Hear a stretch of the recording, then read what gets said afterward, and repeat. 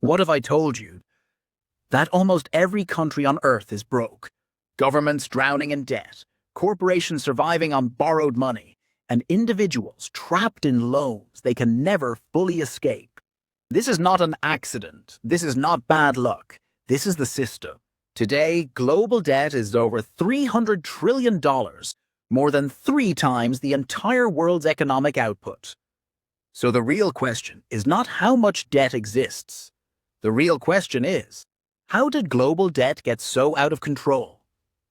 Before we go any further, we need to understand one thing clearly. Debt is not just borrowing money. Debt is power. When you owe someone money, they control your future income. When nations owe money, they lose independence. And when the entire world runs on debt, the system owns everyone. In the past, money was backed by real value, gold, silver, or physical assets. But modern debt-based money works very differently. Today, money is created when debt is created. No debt, no money. Everything changed in 1971. Before that year, the US dollar was backed by gold. Other global currencies were tied to the dollar. This system forced governments to behave responsibly. But in 1907, President Richard Nixon did something historic. He ended the gold standard. From that moment on, money was no longer backed by anything real. It was backed by trust and debt. Governments could now print money freely, borrow endlessly, and delay the consequences. This single decision opened. At first, debt felt harmless. Governments borrowed to build infrastructure, fund wars, support social programs, avoid raising taxes. Debt became the easy solution. Why make hard choices today when you can borrow and push the problem into the future? Politicians realized something dangerous. They could spend more, promise more, and let the next generation pay the bill. Debt stopped being temporary. It became permanent. Then came central banks. Their job was supposed to be stability, but instead, they became debt enablers. Whenever the system faced trouble, interest rates were cut, more money was printed, more debt was encouraged. Cheap money made borrowing addictive. Governments borrowed, corporations borrowed, people borrowed. Debt stopped being risky.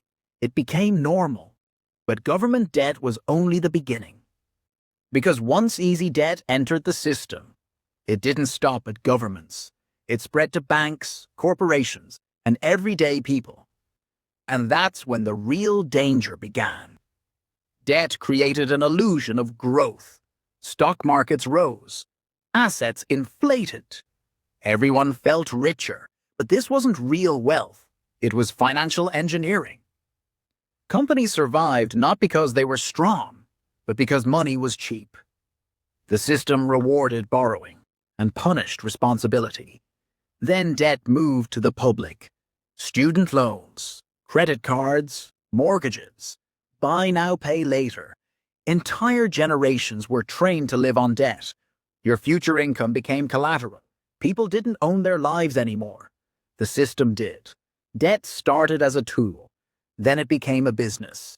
Now, it's a trap. Because systems built on endless debt always reach a breaking point. Now comes the hardest truth.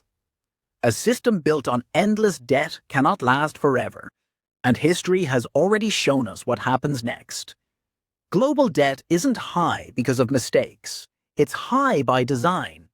Debt requires interest. Interest requires growth, and growth requires even more debt. This creates a mathematical trap. The world doesn't produce enough real value to pay back principal and interest. So the solution is always the same. Roll the debt. Refinance the debt. Print more money. The debt is never reduced. It's only postponed. Every debt-driven system shows the same symptoms before it breaks. Rising inflation, currency devaluation, asset bubbles, falling purchasing power. People feel poorer, even when look bigger. This isn't prosperity. It's decay. History confirms it from ancient empires to modern economies. Debt always wins in the end. What happens when the system breaks? When debt can no longer grow, something must break. Governments face impossible choices. Inflate the currency, default on debt. Raise taxes aggressively. None of these are painless. The middle class absorbs the shock. Savings lose value. Trust disappears. And once trust is gone, money collapses. Here's the uncomfortable truth. The system doesn't fail everyone equally. Those with hard assets, real ownership, knowledge of cycles, they survive. Those trapped in paper promises don't. Debt collapses transfer wealth from the uninformed to the prepared. Global debt is not an accident. It's a feature. The question is no longer if the system will reset. The question is, who will be ready when it does? If this series changed the way you see money, share it.